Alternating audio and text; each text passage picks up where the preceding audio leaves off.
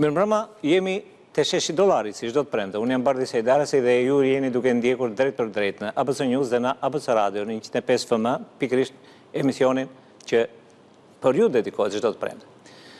Do të flasim për një çështje që unë gjykoj që ka interes të madh publik dhe është një çështje që nuk i takon vetëm Shqipërisë, por i takon dhe Kosovës. Dhe e kam gjykuar që të jetë e tillë, pra të jetë e përfshirë edhe Kosova. Titulli i emisionit sotëm është Në pritje të qeverive. Bëhet fjalë pra për dy shtete, dy qeveri, në të cilat partitë politike të të gjithë spektrave kanë konkuruar për zgjedhjen e qeverive të reja. Në Kosovë sigurisht që ka mbaruar tashmë kjo dhe pritet konstituimi i Kuvendit të Kosovës dhe pas edhe zgjedhja e qeverisë.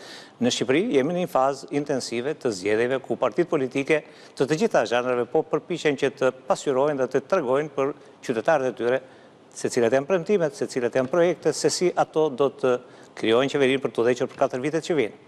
Po sigurisht që ka çështje që janë me interes, dhe çështjet që janë me interes për sa i përket pikërisht të dy shteteve tona, Shqipërisë dhe Kosovës, kanë të bëjnë dhe me biznesin, me sipërmarrjet. Cili është qëndrimi, cili është fokusi i bizneseve shqiptare dhe të Kosovës, pra të shqiptarëve të Kosovës përballë qeverive respektive, të qeverisë që pritet të krijohet në Kosovë dhe të qeverisë që pritet mbas zgjedhjeve edhe në Shqipëri. Çfarë propozojnë bizneset, çfarë dëshirojnë të arrijnë dhe pse pikërisht ato tani interesohen për qeveritë e tyre, për qeveritë që kanë votuar.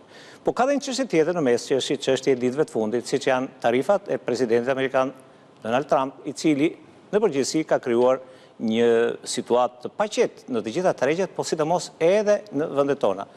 Shqipëria dhe Kosova tarifohen si tarifë doganore me 10%, pra është tarifa më e ulët, ajo bazë që ka përcaktuar Departamenti Amerikan i Shtetit dhe Departamenti i Tesarit. Po përsëri dhe për këtë çështje ka një debat. Debati më i madh me sa shoh është ai në Kosovë, për të cilin ne do të flasim.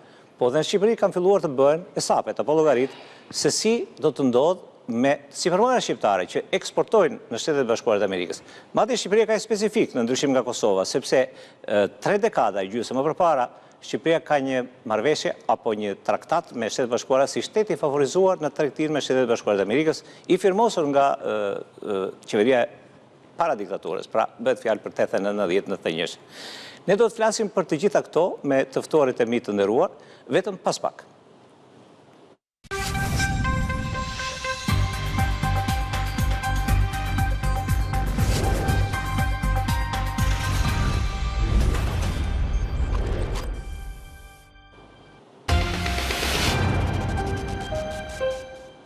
Pra jemi në transmetim të drejt për drejt dhe kam nderin e kënaqësinë që të kem në studio dy personalitete të biznesit në Shqipëri dhe Kosovë. Ines Moçostepa, presidente e Bashkimit Domeve të Tregtisë dhe Industrisë së Shqipërisë, vjen për herë të parë tek $600. Faleminderit Ines që je në studio. Faleminderit juve. Gjithashtu një mik të vjetër timin, të prej shumë kohësh, është Lulzim Rafuna, që është kryetari i Odës Ekonomike të Kosovës, por gjithashtu dhe presidenti i bordit drejtues të Unionit të Investimeve të Ballkanit Perëndimor. Do të flasim po ashtu, mbas një interviste që kam bërë, edhe me profesor doktor Adrian Civicin, presidenti i Universitetit Mesatar të Shqipërisë dhe një ekspert i çështjeve të njohur. Ines, do të kërkoj lejë, ti je zonjë shtëpisë këtu, po mua më duhet që ti drejtoj mikut ton Rafuna. Rafuna e para, faleminderit që ju e gjetët mundësinë dhe kohën, edhe nga ngarkesa e madhe që keni patur për të qenë në studion e ABC Newsit në $600.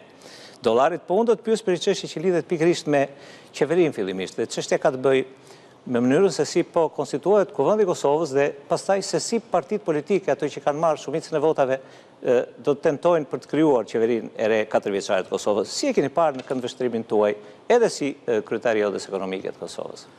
Faleminderit shumë për ftesën. Na kënaqësi të marr pjesë në emisionin e juaj. Në Kosovë kanë përfunduar zgjedhjet, rezultatet i kemi parë edhe janë zyrtare tani, edhe në certifikuar prej autoritetit kompetent që i certifikon rezultatin e votimeve. Tani biznesi është në pritje të, si them, diskutimeve dhe mes partive politike për parë se si do të jetë përbërja e qeverisë, që është shumë e interes për biznesin, për shkak se gjatë fushatës zgjedhore kemi pas mundësinë që nga 3 parti politike të cilat kanë qenë në opozit të shohim programet, po edhe të takohen me biznese, udhëheqësit e këtyre partive politike dhe kandidatët të cilët kanë qenë të nominuar për kryeministër dhe kanë shpjeguar në detaje programin se çka ata parashofin dhe planifikojnë që të implementojnë gjatë një mandati 4 vjeçar. por më shumë e kanë dëshmu dhe e kanë tregu se nga do të mirën burimet e financimit për implementimin atyre projekteve kapitale dhe si do tjetë shtrirja në periudha kohore e implementimit atyre projekte të cilet i kanë parapone programet e tyre. Nga ona e partisë që është në pushtet nuk kemi po një program të shkruar, nuk kemi pasur një takim sektorial me bizneset ku do të jepshin shpjegime shtes ose më të thellura rreth propozimit të tyre për planet ose projektet të cilat i parashovin për një mandat 4 vjeçar.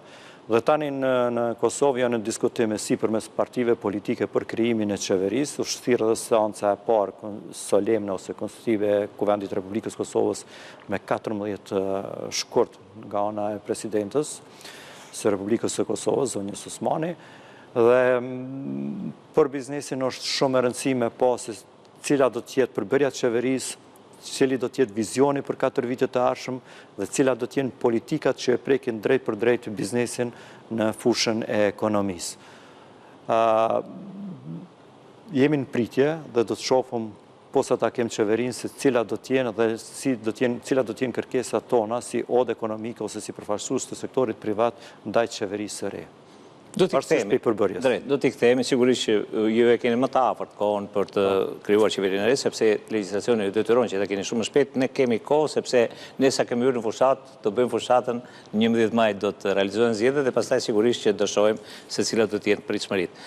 Ines, në përgjithësi edhe Kosova dhe Shqipëria e kanë këtë modelin e kërkesave që ka biznesi për çdo forcë politike, pra për çdo qeveri që krijojnë këtë forca politike. Edhe në Shqipëri kemi patur, madje edhe në Bashkimin e Dhomave të Tregtisë që ju drejtoni, kemi patur disa grupime që kërkojnë takime me pushtetin, që është tani apo me qeveritë që pretendojnë të jenë në pushtet në 4 vitet që vijnë. Në këndvështrimin tuaj, ku fokusohet zakonisht biznesi shqiptar për sa i përket kërkesave që kanë ndaj autoriteteve, ndaj qeverive? Faleminderit Bardhi për pyetjen. Natyrisht që edhe në Shqipëri, njësoj si në Kosovë, biznesi kërkon vazhdimisht e qeverit dhe do të kërkoj patjetër edhe tek 2 forcat politike që tashmë janë në garë për zgjedhjet e ardhshme të 11 majit. Kërkesat kryesisht bazë që kemi ndeshur në gjithë vitet në të cilat unë drejtoj Bashkimin e Dhomave të Tregtisë kanë lidhje sidomos për stabilitetin e politikave fiskale. Sa herë që bëhen anketime, sa herë që bëhen debate, mendoj që kjo ka qenë pika më e nxehtë në të cilat bizneset vështirë të tolerojnë. Ka pasur goxha lëvizje të politikave të fiskale në vite dhe kjo ka sjell që bizneset shpesh mos të parashikojnë dot investimet që ata do duhet të bëjnë në bizneset e tyre apo të shikojnë biznesin e tyre në situata afatgjata dhe kjo natyrisht të pengon. E njëjta gjë është kërkesë dhe sot për të dyja forcat politike. Pra, më tepër ka qenë kërkesa për qëndrueshmërinë e politikës fiskale se sa ulja e taksave karshi biznesit. Natyrisht që do të jetë interesante që edhe partitë tashmë në këtë garë politike të mendojnë incentiva për biznesin. Ne flasim shumë për bizneset shqiptare të cilat duhet të jenë produktive. Produktiviteti është ajo fjala, teknologjia, inovacioni, janë fjalë të cilat bizneset tona i kanë të jetës të përditshme. Dhe natyrisht kërkojnë fonde.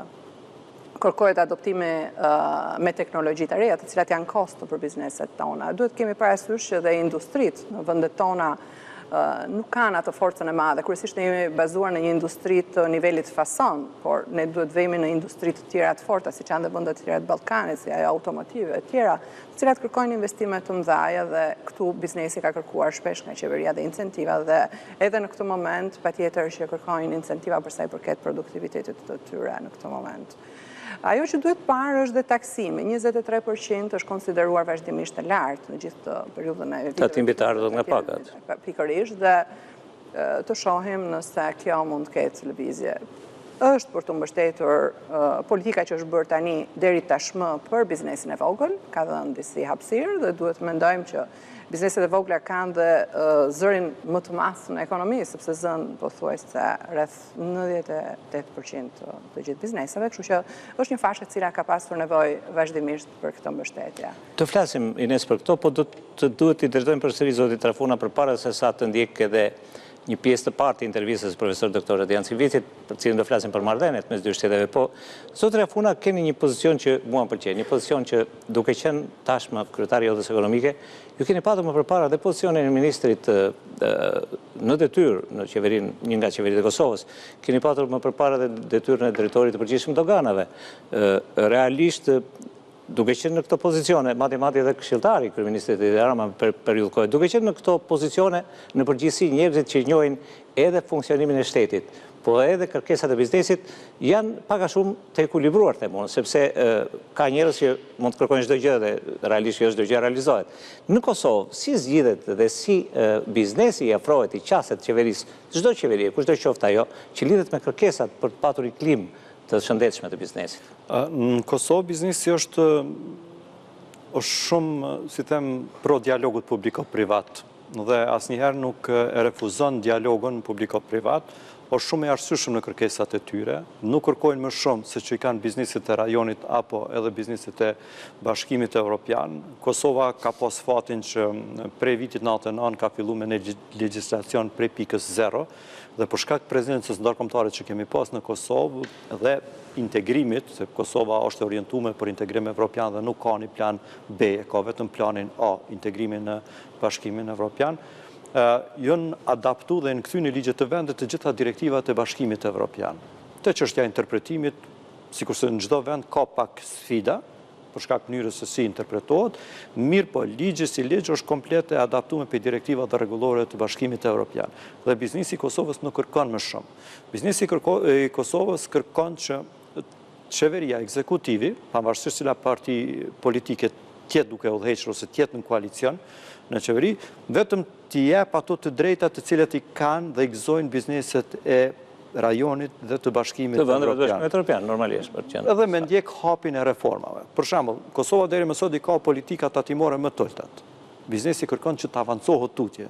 Na tani kemi 6 vite që nuk e kemi një freskim të politika fiskale. Ato që kanë qenë para 6 vite kanë. Dhe kërkesa tani më e madhe e biznesit është që shifet mundësia e reformës në tatimin e vlerës së shtuar. Për shembull, biznesi i Kosovës ende e krediton shtetin me rastin e importimit të mallit, e pagun tatimin e vlerës së shtuar në momentin që është doganon, në kufi. Kurse sistemi evropian i tatimit të vlerës së shtuar, po dhe shumë vendet të rajonit, tatimin e vlerës së shtuar e pagun në momentin që është shet. Tatimi i vlerës së shtuar është i vetmi tatim që nuk është i kompanisë, por është i konsumatorit.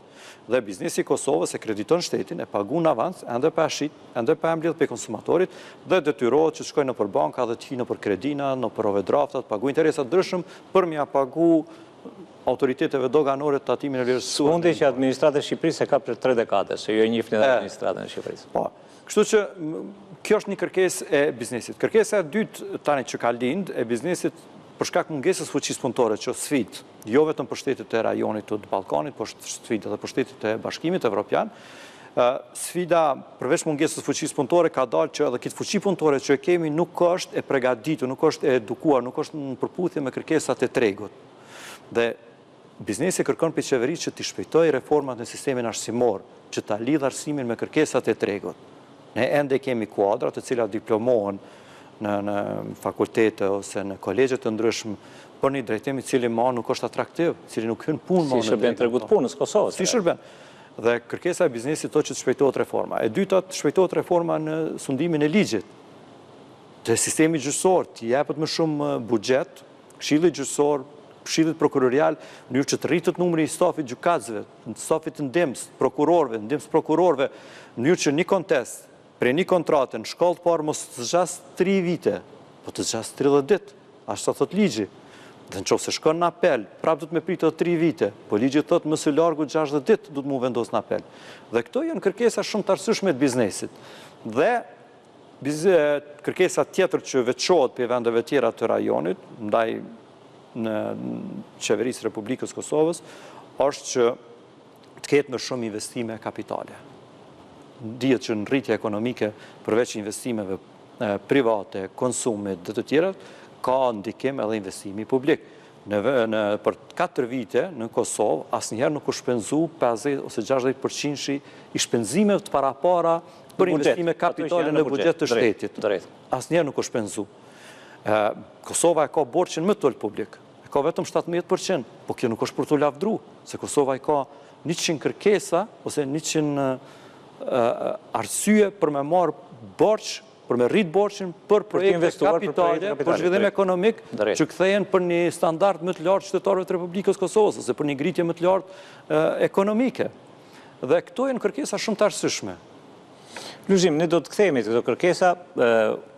Unë e shoh që një pjesë e mirë po shkruajnë dhe mesazhet e tyre, ju vazhdoni të shkruani 068 21 20 888 është numri im. Mos telefononi, po vetëm shkruani mesazhe në WhatsApp.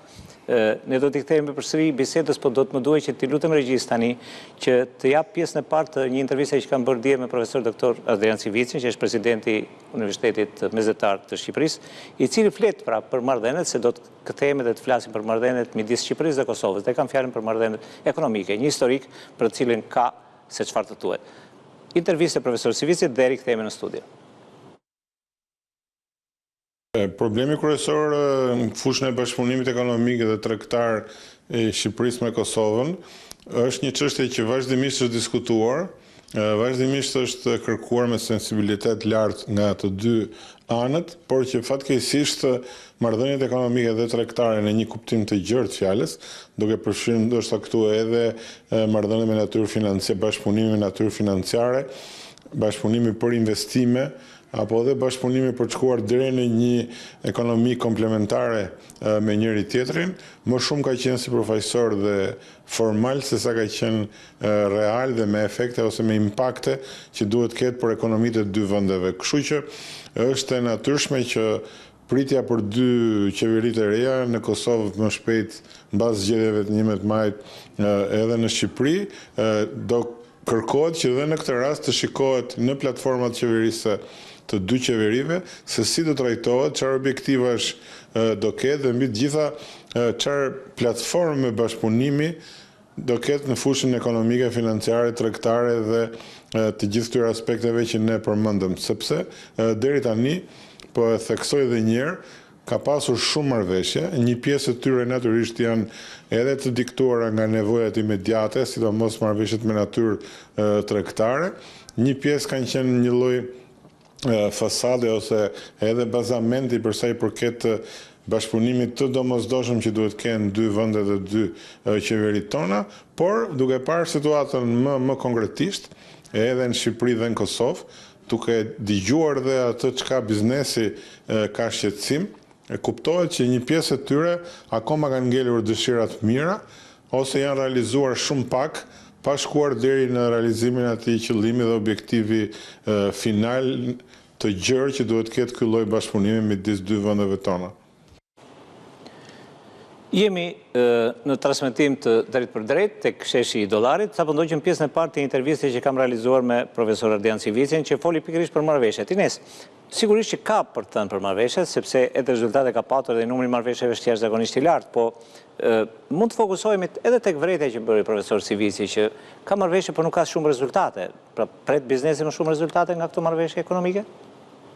Në fakt, mbështes krejtësisht mendimin e profesor Civicit, gjithmonë ka qenë një mendim shumë i rëndësishëm edhe për biznesin, madje uroj që në një ditë të caktuar kur ne dhe Lulzimi të rimarim në dorë dhe takimin e radhës mes dy odave tona, të jenë dhe ekspert në tryezën tonë të këtij kalibri siç është Civici apo profesor të tjerë si nga pala shqiptare ashtu dhe nga pala kosovare, për mendimet e tyre të shkëlqyera që kanë dhënë deri tani dhe për atë shtysën që kanë dhënë.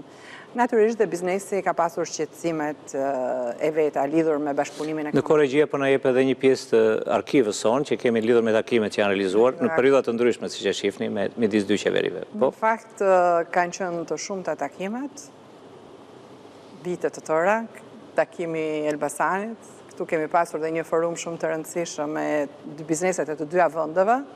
Dhe mendoj ka qenë një nga platformat më të rëndësishme të bashkëpunimit me qeverinë, sepse në atë tryezë, unë që mu desh dhe ta drejtoja për të dyja palët, se Lulzimi në atë periudhë nuk ishte kryetari i Odës, të dyja palët, të dyja bizneset e të dy vëndeve, i vunë qeverit të themi me shpatula për muri duke folur realisht për problemet. Dhe unë mendoj që zgjidhja më e mirë e problemeve është pikërisht kur qeveria ulet me biznesin për të dëgjuar kush janë këto probleme. Sepse vërtet mund të firmosim 10 marrëveshje. Çështja është çfarë efekti japin këto marrëveshje direkt, sidomos te biznesit, tek ekonomia e dy vendeve tona. Dhe ekonomitë tona është e vërtet që nuk janë kthyer asnjëherë komplementare dhe kërkesat e biznesit kanë qenë pikërisht se si dy ekonomitë tona të kthehen si dy ekonomi komplementare. Ne kemi të gjitha mundësitë. Në një moment si ky, në një moment që ka pasur lëvizje nga situata gjeopolitike, kur kemi nevojë për tregje të reja, pse jo, mos të kthejmë kokën nga njëri tjetër, dy situata, dy vende, një komb, një gjuhë, një afërsi, dy vende të cilat mund të kapin një numër diku te 4 milion vetë, tashmë që e dim kush janë problemet, lulëzimi e përmendi edhe para pak, që ne kemi një rini që shpesh lë vendet tona, fenomen global natyrisht, por lë një shenjë të rëndësishme në ekonominë e vendeve tona.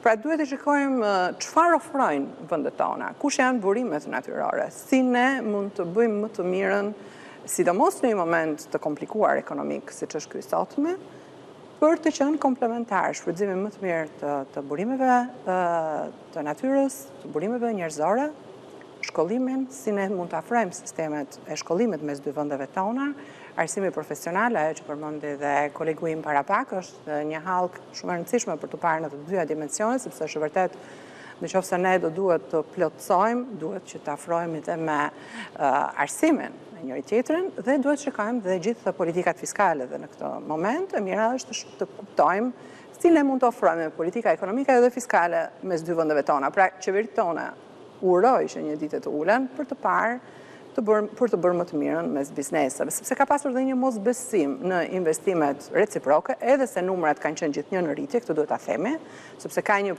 pesfishim të shkëmbimeve tregtare, sidomos në dekadat e fundit. Numrat kanë qenë gjithmonë pozitiv, përveç vitit fundit ku Shqipëria me eksportet ka pasur rënje dhe janë shtuar importet nga Kosova, po mirë dhe kjo gjithsesi jemi mes njëri tjetrit. Por patjetër që ka nevojë për një shtyrje që të dy qeveritë të ulen dhe të flasin konkretisht. Firmosen këto marrëveshje, kush janë rezultatet? Nuk është çështje e numri, është çështje e rezultate në këtë rast.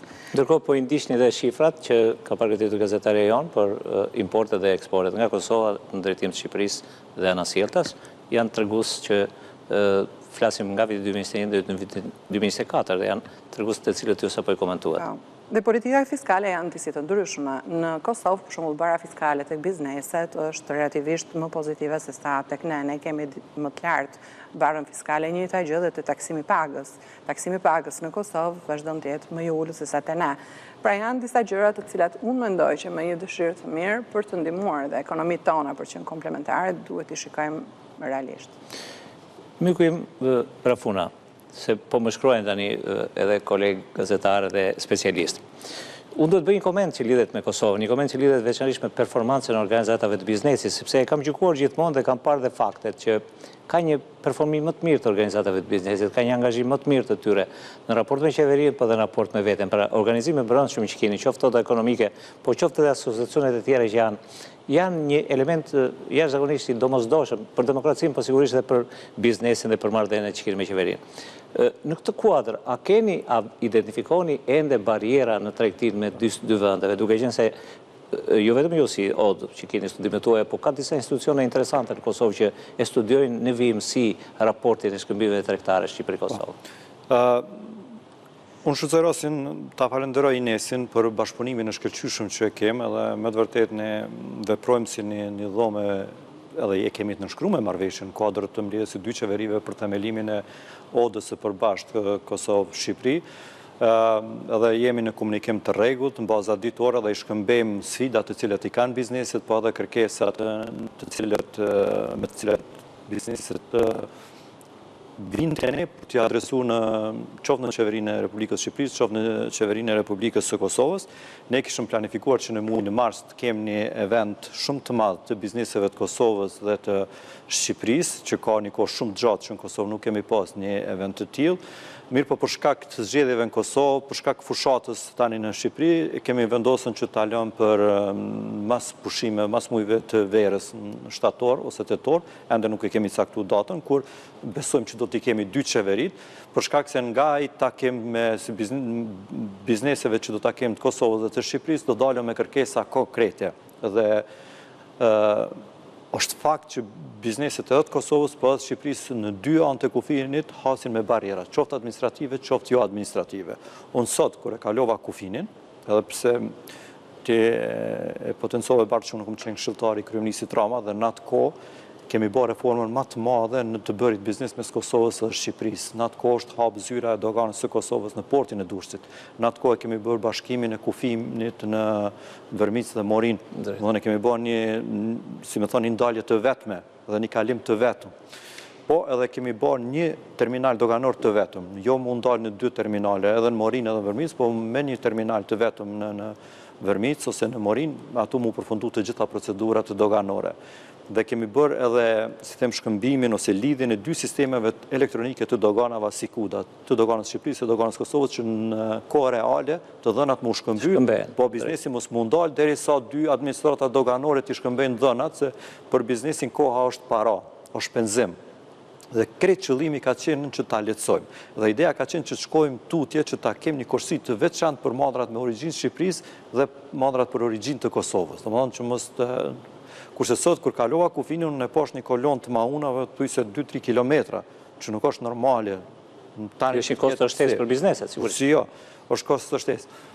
Kërkesa jonë si odë ekonomike, dhe ne kemi adresu këtë që nga viti i kalum, dhe ja kemi paraqitë në formë të shkruar ambasadorit shumë të nderuar Kosovës, zotit Malaj, është që 2 qeverit në mbledhjen e radhës, se ka një kohë që nuk kemi pas mbledhje të 2 qeverive, vitin e kaluar është shty dhe ende nuk është caktuar mbledhja e re, mirë, por në momentin që të caktohet mbledhja e re, të diskutohet dhe të shifet mundësia që për shembull Shqipëria dhe Kosova të kalojnë një sistem të unifikuar të tatimit të vlerës së shkuar. Dhe çka do të ndodhë? Me një faturë tatimore malli të qarkulloj pe Prishtinës në Tiranë. Dhe kjo kish mi largu shumë burokraci.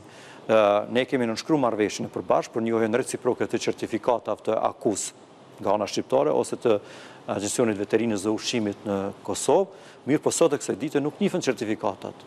Dhe e njëjti mall duhet të nënshtrohet 2 herë kontrolleve dhe 2 herë pagesave, si në Shqipëri, si në Kosovë.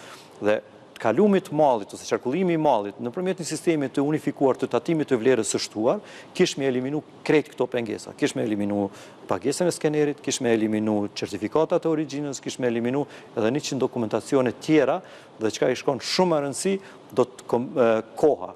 Nuk do t'ju kishte nënshtru malli me origjinë Shqipërisë ose me origjinë Kosovës të gjitha atyre procedurave doganore që kërkohet. Por, vetëm ishte evidentu faktura në kufi dhe administratat tatimore të 2 vendeve ishin marrë me shkëmbimin e dhanave sa i përket të tatimit të vlerës së shtuar. Nuk është një zbulim bardhë, është një sistem që vepron në Shtetet e Bashkimit Evropian. Çdo mall që hyn në Sloveni mund të liresh me qarkullu pa asnjë procedurë doganore në Gjermani, në Holandë, në vende tjera. E njëjti sistem mund të bëhet mes Kosovës dhe Shqipërisë dhe besoj që është koha. Për shkak se ne e kemi marrëveshjen e CEFTA-s. Po përveç marrëveshjes së CEFTA-s e kemi edhe marrëveshjen për tregti të lirë bilaterale mes Shqipërisë dhe Kosovës, që nuk i nënshtrohet tatimi doganor. Atëherë nëse i nënshtrohet vetëm tatimi të vlerës së shtuar, pse nuk kalojmë në sistemin e tatimit të vlerës së shtuar, vetëm me faturë tatimore. Sikurse një mall që qarkullon një hipotetike, po them, prej Korçës në Tiranë, njëti qarkulloj prej Tiranës në Prishtinë. Drejt, shumë drejt. Edhe ndërkohë kjo është kërkuar prej kohës, besoj. Lulzim, kam filluar shumë pyetje, po unë kam zgjedhur një që ju drejtohet ju. Bëhet fjalë veçanërisht edhe për një problem të madh që keni ju në Kosovë që ka të bëjë me rrymën. Ne i quajmë energjia, i quajmë rrymë, me çmimin e rrymës.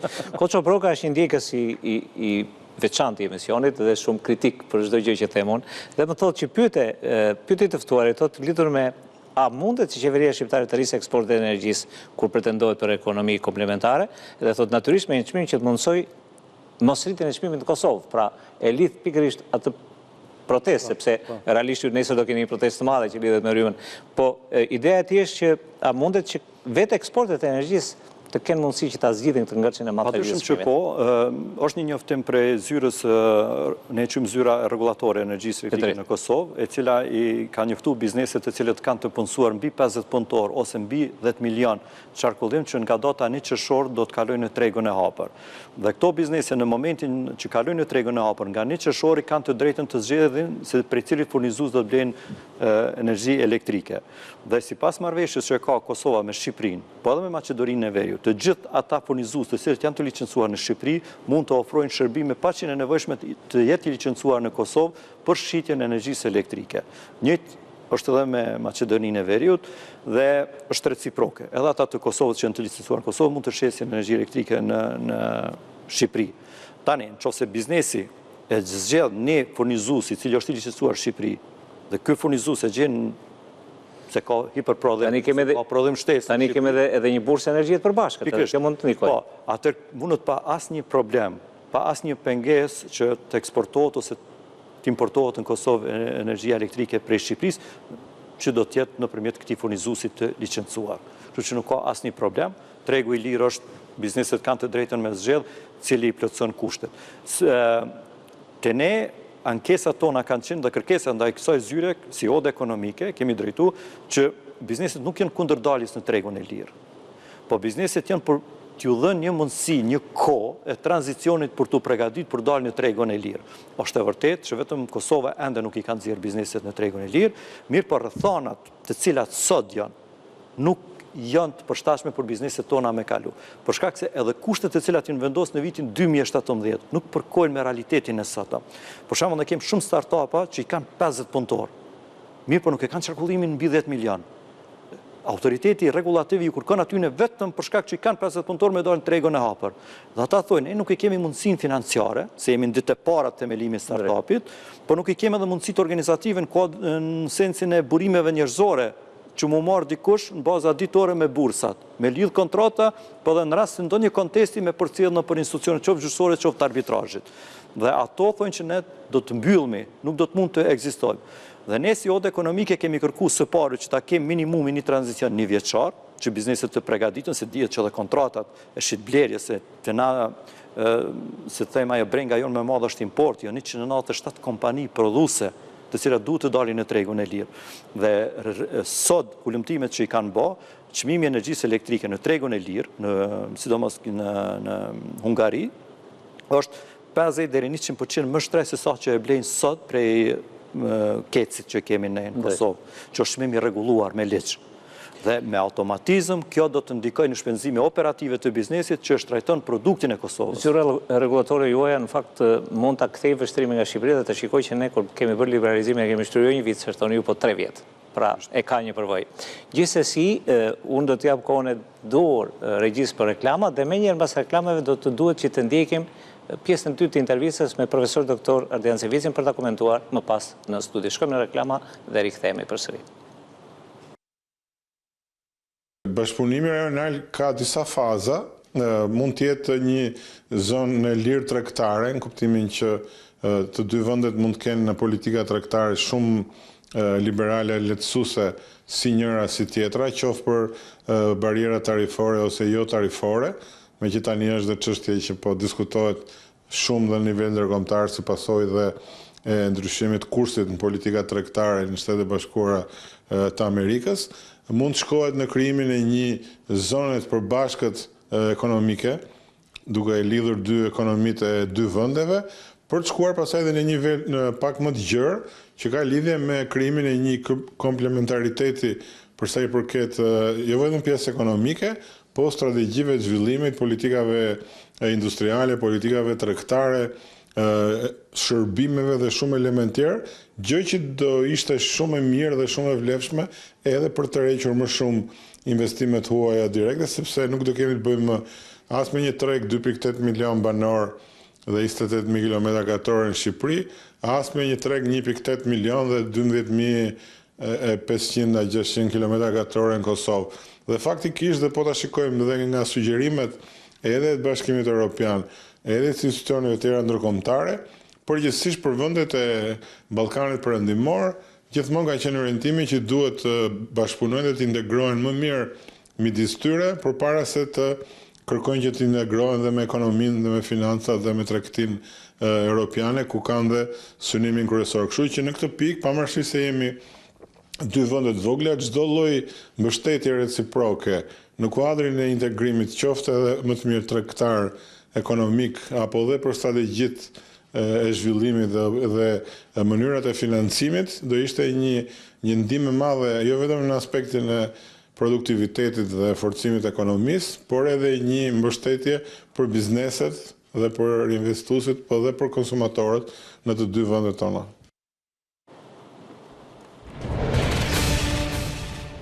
Jemi në transmetim të drejt për drejt të $6. Unë jam Bardi Sejdara, se ju mund të telefononi dhe të dërgoni mesazhe 068 21 20 888. I falenderoj ata që më ka shkruar deri në këtë moment. Po vazhdojmë diskutimin në studio, po flasim për në pritje të qeverive. Dy autoritete, dy personalitete në fushën e biznesit në Shqipëri dhe në Kosovë janë së bashku me mua për të komentuar sigurisht çështje që lidhen me ekonominë e të dy vendeve. Profesor Civici qëndroi gjatë dhe unë falenderoj për sa i përket edhe opsionit të tregut të përbashkët rajonal, një treg apo një rrugë e përshpejtuar, siç e përmend ai, drejt integrimit evropian. Ines, ju keni një iniciativë interesante që është publikuar pak, iniciativa është për krimin e dhomës bilaterale Shqipëri-Kosovë. Dhe jeni të dy personazhe që kam në studio, jeni të dy autor, sepse ju kam ndjekur nëpërmjet medias, pavarësisht që nuk keni qenë në studio për këtë ngjarje. Çfarë synimi ka një dhomë bilaterale Shqipëri-Kosovë, sidomos për sa i përket pikërisht një tregut të përbashkët dhe një rrugë drejt integrimit, se të dy shtetet shkojnë drejt integrimit evropian? Atëherë, krimi i dhomës rënjët i ka pikërisht në një nga marrëveshjet e nënshkruara mes dy qeverive. Pra, ka pasur një vullnet shumë të mirë të qeverive tona në takimin që kanë bërë në Pej për të dhënë sinjalin që një odë e përbashkët ekonomike do të ishte shumë e mirë për sa i përket zhvillimeve ekonomike mes dy vendeve tona. Dhe të dy kryetarët e odës e kanë firmosur këtë marrëveshje përpara dy kryeministrave të asaj periudhe. Së bashku me kolegun tim, tashmë, po duam ta rivitalizojmë, patëm një takim në Kosovë, ku vendosëm disa pikat të cilat ne duhet të zbatojmë, që ta vëmë në jetë odën e krijuar në këtë takim mes kryeministrave. Ka një rëndësi të veçantë, sepse zëri biznesit, siç edhe e specifikojmë shpesh në për çdo tryezë që organizojmë, ka shumë rëndësi. Në qoftë se nuk dëgjohet, zgjedhjet ngelin gjithmonë të pakta dhe tendenca e qeverive tona është gjithmonë ajo që të dëgjojë sa më pak. Pra sa më tepër ne do të krijojmë këto instrumenta për të shtyrë qeveritë tona për zhvillimin e mëtejshëm të bashkëpunimit ekonomik, është një vlerë e shtuar. Prandaj dhe kjo odë e përbashkët, vlerën e shtuar do ta ketë pikërisht për të sjellë në tryeza problematika direkte të bizneseve. Donim shumë që ta realizonim përpara zgjedhjeve, por menduam që gjëja më e mirë është ta realizojmë në një moment të dytë kur të dy qeveritë tona që dalin pas zgjedhjeve të jenë stabil dhe të kenë vullnetin e mirë për të dëgjuar bizneset. Dhe do flasim realisht, pa doreza. Të ftojmë dhe gjithë institucionet të cilat deri më tani janë parë si institucione që sjellin problematika, disa u përmendën dhe nga kolegu im. Ata apo nuk janë pjesë, nuk do të dinë dhe ata të dëgjojnë bizneset apo të japin. Ja, po i drejtojmë përsëri zotit Rafuna edhe në emër të odës ekonomike të Kosovës. Ne flasim për një treg të përbashkët rajonal, për arsyeën e thjeshtë sepse tregjet tona gjithsesi të veçanta të marra veç e veç janë tregje të vegjël, janë tregje në cilën edhe investitorët nuk është se kanë ndonjë dëshirë apo në interes shumë të madh që të zhvillojnë biznesin e tyre. Madje investitorë strategjik apo investitorë të nivelit lartë nuk kërkojnë që të investojnë vetëm në Shqipëri apo vetëm në Kosovë, po madje mund të prapin edhe deri në Malzi, në Kosovë, në Maqedoninë e Veriut, edhe deri në Serbi. Pse është e rëndësishme edhe për odën ekonomike të Kosovës një treg i përbashkët rajonal dhe si mund të realizohet ky synim? Unë kam qenë thar për ditës parë që me Shqipërinë politikisht ne dihet jemi dy shtete, shumë mirë që jemi dy shtete, i kemi dy votat gjithkohon, mirë po ekonomikisht për mu bashku nuk na pengon askush. Bili na inkurajojnë që të integromi, spari mes ne këtu, po edhe me vendet e tjera, po sidomos Kosovë dhe Shqipëri, që të përgatitemi për mu integru në vendet e bashkimit evropian. Bashkimi ekonomik Kosovë-Shqipëri do të na kishte bërë dy tregjet, po si një treg i vetëm, ato që tha dhe profesor Civici, do të na kishte bërë shumë më atraktiv për investitorët e huaj. Ne si dy tregje jemi shumë atë vogël. Shqipëria 2 milion, Kosova 1,6 milion, do 1,6 milion banor me regjistrimin e fundit që kemë. do me thonë jemi 3 milion e gjysëm. Po në qoftë se ne ishëm bashku si 3 milion e gjysëm, si një treg i vetëm, me politika fiskale të harmonizura, si që tha edhe kolegja, po edhe në qoftë se këshëm shku në një sistem të unifikuar procedurial të tatimit të vlerës së shtuar, ne do të ishëm atraktiv, ndoshta mas Serbisë, për investimet e huaja. Për shkak se do të ishëm tregu i dytë më i madh në Ballkan pas Serbisë. Serbia është me një numër për 7 milion banorëve ose konsumator në sensin e biznesit, si e quajmë, dhe ne Kosovë Shqipëri do të ishëm shumë më atraktiv për shkak se do të kishëm shumë avantazhe se sa Serbia.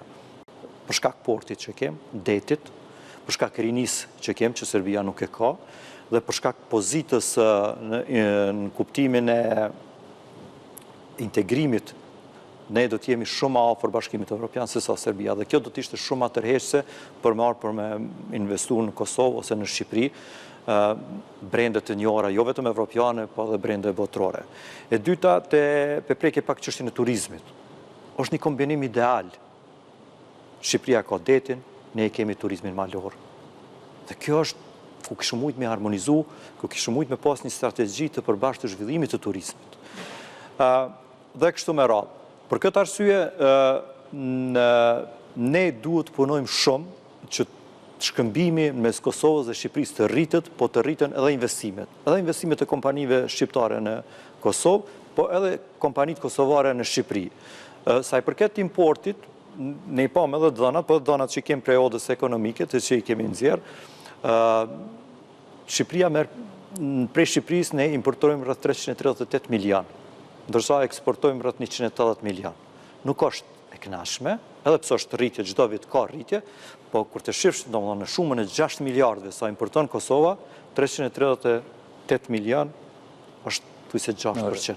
Po për Kosovën Shqipëria është partneri i parë në kuadër të CEFTA-s ose në rajonit që e ka partner për të eksportuar dhe importuar. Prap ka pengesa, po duhet punojmë që të eliminojnë ato pengesa. Dhe krijimi i odës së përbashkët Kosovë-Shqipëri e ka pikërisht këtë qëllim, që ne të punojmë, të lobojmë dhe t'ju bëjmë presion kuptimin pozitiv të dy qeverive për të eliminuar këto pengesa që biznesit të qarkulloj pa asnjë pengesë. Qosëm këshillë vetëm një shembull, po ta jap një biznesi që e kisha në kohët fundit në zyrën time që mua ku. Një biznesi i cili importon pemë për Shqipërisë. Dhe nuk kem tatim doganor si që thash, kem vetëm tatim të vlerës së shtuar. Dhe në totalin e shumës dhe sasisë që është importuar në Kosovë, ai biznes duhet paguajë tatim të vlerës së shtuar për afërsisht rreth 90 euro.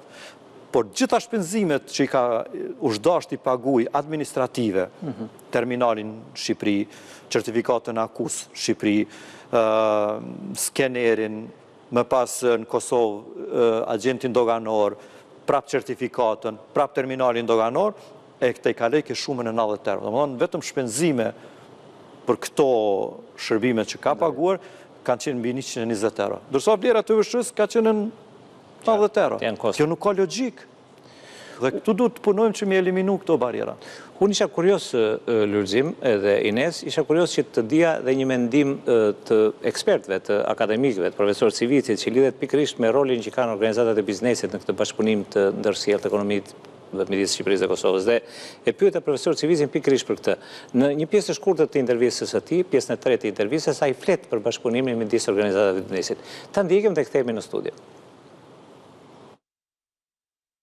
Bizneset janë në një farë mënyrë të varura edhe nga kuadri makro i marrëdhënieve midis Shqipërisë dhe Kosovës. Kanë një handicap në të dy rastet që ne nuk kemi ose kemi shumë pak bizneset të mëdhaja, pra korporata ose bizneset të mëdhaja dhe shumë të mëdhaja, të cilat kanë dhe mundësi investimi dhe mundësi penetrimi në tregje të tjera. Kështu që në radhë parë janë të kushtëzuara nga madhësia e tyre, dhe madhësia e tyre përcakton dhe partneritetet që mund krijohen në të dy vendet, sepse në të dy rastet aktori më i madh ekonomik është shteti dhe qeveria edhe në Shqipëri edhe në Kosovë.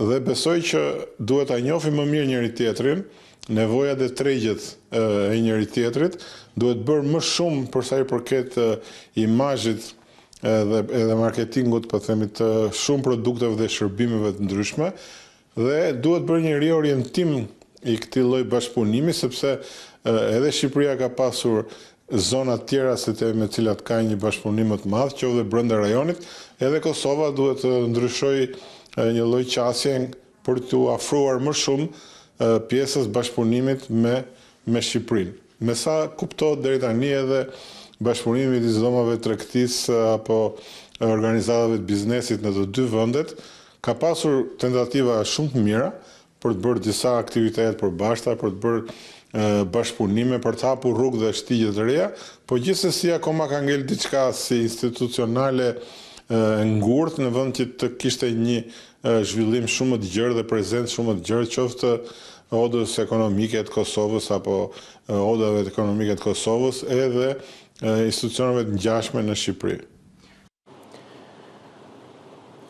Le ta marrim si një këshill këtë që thot profesor Civici, si një këshill që të dy drejtuesit e organizatave të biznesit në Shqipëri dhe në Kosovë me siguri e dëgjuan me vëmendje edhe kanë besoj që keni të njëjtin mendim me profesor Civici, nuk besoj që keni. Absolutisht 100% Bilim. Ideja është që ne do ta diskutojmë prapë që kjo e përbashkët ta shë mundësinë të themelimit të një arbitrazhi, i cili kishte qenë si rrëdhoj ato që tha profesor Civici për me rrit besueshmërinë e bizneseve. Dhe nëse dy qeverit na ndihmojnë ne për me kriju një arbitrazh brenda këtij institucioni, do ta krijoj shumë besueshmërinë dhe do ta ndryshoj imazhin në si them dy vendeve tona për të thithë investimin nga dy anë në të mirë të dy ekonomive të dy vendeve. Lulzi, më lejo që të kaloj një temë që është një temë e ditës. Kam shumë pak minuta derisa të mbyll emisionin, po është një temë që ka krijuar një debat shumë të madh ndërkombëtar. Dhe është fjala për tarifat doganore. Tarifat doganore mbas një nisme të presidentit amerikan, i cili tarifën më të ulë doganore për shtetet me cilat bashkëpunojnë 186 shtete e vendosi 10%. Shqipëria dhe Kosova janë pikërisht në këtë fashë, në fashën e 10% tarif doganore apo taks doganore, siç e kemi legislatorin tonë, për të gjitha importet dhe eksportet. Madje ne ndryshojmë. Kosova ka një sistem tjetër që lidhet edhe me disa specifika që lidhen sidomos me importet. Shqipëria në një pjesë të mirë ka patur zero taksën doganore. Tashmë ata që preken në Shqipëri pretendojnë që janë bizneset veçanërisht të eksportit të medicinale, nesër do të ketë një konferencë shtypje të përfaqësuesve të tyre. Në Kosovë ka një debat tjetër, një debat i iniciuar nga presidentja e Republikës Vëzhgore Osmane, e cila thotë të pezullohen të gjitha tarifat për produktet amerikane. Sigurisht, përgjigja presidentes i ka ardhur nga autoritetet, nga ministri i Ndetyrit Financave dhe i transferave, po edhe asociacionet e biznesit janë shprehur. Është shprehur dhe zoti Rafuna, është shprehur dhe dhoma e tregtisë dhe industrisë të Kosovës. Dhe pikërisht këtu kemi ngelur midis kërkesës presidentes, mati një çiktash përmjet këshilltarit të saj, për të pezulluar të gjitha tarifat, një përgjigje të ministrit i cili thotë që ne negociojmë, kemi negociuar si qeveri, madje ne kërkojmë një marrëveshje të tregtisë së lirë. Unë duhet të kujtoj që Shqipëria ka, siç u thash në fillim të emisionit, një marrëveshje shumë interesante, që është marrëveshja e shtetit favorizuar në tregti me Shtetet e Bashkuara. Por ende nuk kemi hyrë në këtë analizën se sa do të jenë kostot që vijnë pikërisht nga këto tarifa. Në Kosovë, miku im Lulzim, pse kërkohen që të pezullohen të gjitha tarifat për produktet amerikane? Kosova, tatimi doganor, kur është vendos këtë tatim doganor, është vendos në vitin 99, nga ish administrata e Kombeve të Bashkuara, UNMIK e quajtur, dhe është vendos për të gjitha shtetet. Mirë, po deri në vitin 2007-2008 nuk kemi pas një qarkullim me eksport dhe import me Shtetet e Bashkuara shumë të madh. Për këtë arsye asnjëherë nuk është ngritur çështja e tarifës doganore. Dhe nga viti 2003, Kosova për shumë vite, deri para 2 viteve, ka gëzuar të drejtën e sistemit preferencial, ose tatimit të privilegjuar doganor për 3500 produkte. Dhe kjo dhuratë që ka ardhur nga një vendim i njëanshëm i qeverisë amerikane, ka ardhur vetëm ta ndihmojë shtetin e Kosovës që biznesin, po edhe shtetin e Kosovës që të zhvillohet dhe të fillon ta merr veten se ne kemi filluar prej zeros. Dhe asnjëherë nuk është bërë temë. Kosova e ka rrit eksportin, pikën më të lartë të eksportit e kemi pas në vitin 2023, ku kemi eksportuar rreth 136 milion. Më pas ka filluar duke rënë në vitin 2022, ka qenë 136 milion, në vitin 2023 në bie në 103 milion, ndërsa në 2024 ka rënë në 40 milion. Ndërsa importet për Shtetet e Bashkuara të Amerikës janë duke u rritur në Kosovë. Dhe kërkesa jonë është që ne duhet ta shfrytëzojmë momentumin. E para, ne duhet ta dërgojmë për te ekonomisë si mesazh që ne Kosova dallohet dhe veçohet që është një shtet më pro-amerikan në Evropë, jo vetëm në rajon. Diçka politike, pavarësisht nga termat ekonomike. Në Evropë, unë jam shumë i lumtur që pjesë e historisë së suksesit të shtetit të Kosovës është pikërisht Shtetet e Bashkuara të Amerikës, këtu ku kemi më rri, edhe unë për pozitave tjera që kam punu shumë gosht dhe jam dëshmitar se sa kanë investuar edhe materialisht, po edhe sa na kanë mbështet në antarësim në shumë organizata ndërkombëtare, po edhe sa na kanë mbështet dhe na kanë ndihmuar në shumë njohje të cilat sot i ka Republika e Kosovës. Dhe kjo kishte qenë një momentum shumë i mirë e para që ta tregojmë ndaj administratës Trump që ne nuk jemi për një thojza do një luft, dhe e dyta do të ishte një mundësi e mirë për kompanitë amerikane që të vinë dhe të investojnë në Kosovë. Për shkak se sot këto tarifat të gjitha kanë hyrë në fuqi me 5 prill. Kurse tarifat e reciprocitetit, se janë 2 tarifa, është tarifa doganore dhe tarifa reciprocitetit, e cilat do të hyjnë në fuqi me 9 prill. Dhe këto tarifa nuk janë vendosur në bazë të nacionalitetit, në bazë të marrëdhënieve shkëlqyera që i kanë Shtetet e Bashkuara të Amerikës me shtete veç. Se të kishte qenë ashtu spari për Kanadën nuk do të kishte më ekzistuar ndonjë tarifë doganore. Po rendi i ri tregtar po ndryshon botror. Ka ndryshuar që nga dita e sotme. Ai globalizimi që ne kemi mësuar e kemi studiu ndryshon nga dita e sotme. Do të kemi një rend komplet ri, një rregull të re të lojës në tregti. Dhe unë besoj shumë dhe ne përkrahim fuqimisht edhe kërkesën e presidentes, po edhe dje kemi kërku edhe oda ekonomike e Kosovës, po edhe oda ekonomike amerikane që të largohet ky tatim doganor, për shkak se nuk e ka asnjë efekt dhe nuk duhet ta ketë asnjë efekt ndaj mallrave që vinë me origjinë për Shteteve të Bashkuara të Amerikës. Qofse shohim në tregti, Shtetet e Bashkuara të Amerikës me Kosovën janë në suficit, për shkak se më shumë eksportojnë se sa importojnë mallra kosovare në Shtetet e Bashkuara të Amerikës. Kjo ishte ajo kërkesa jonë që ne ju kemi drejtu qeverisë, po edhe presidentja që ju ka drejtu, dhe për këtë nuk kërkohet një marrëveshje bilaterale me qeverinë Shtetit të Bashkuara të Amerikës për ta hequr tatim, për shkak se legjislacioni ja lejon qeverisë që me një vendim të njëanshëm, një vendim administrativ, të largohet tatimi doganor për një shtet caktuar ose për një grup mallrave të caktuar. Unë jam në minutët e fundit të emisionit, po përpara se ta mbyll, dua nga një mendim shumë të shkurtër për 1 minutë edhe nga Inesi dhe nga Luli, cilat janë pritshmëritë shumë shkurt që pret biznesi nga qeveritë, qoftë qeveria e Shqipërisë mbas zgjedhjeve të 11 majit, qoftë qeveria e Kosovës që është duke u krijuar si qeveri e re. Ines? Qëndrueshmëri fiskale, dialog publik-privat, jo si ai që kemi pasur deri më sot, po ta kemi shumë më të fortë. Dhe nëse do duhem të ndihmojmë bizneset tona, të incentivojmë ato për produktivitetin e tyre. Rafuna? Pritjet në Kosovë ndaj qeverisë së re janë që po ashtu do të thëna se nuk e kemi pas një dialog publiko-privat me qeverinë që ka qenë në fuqi deri më tani, është që të kemi një dialog tjetër publiko-privat.